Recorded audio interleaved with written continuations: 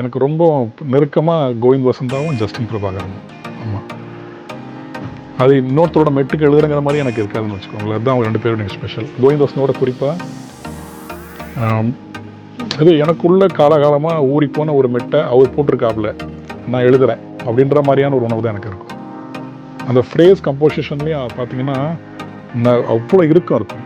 நீங்கள் மற்ற இடத்துல கூட அவ்வளோ கொஞ்சம் ஃப்ரீயாக இருக்கும் டியூனு. கோவிந்தோடது வந்து அந்த நறுக்கு தெரிச்ச மாதிரி இருக்கும். கனான்லாம் ஆரம்பிச்சிருவார். தமிழ் அப்படி சொற்களே ரொம்ப குறைவு. எனக்கு அது பெரிய சேலஞ்சிங்காகவும் இருக்கும்.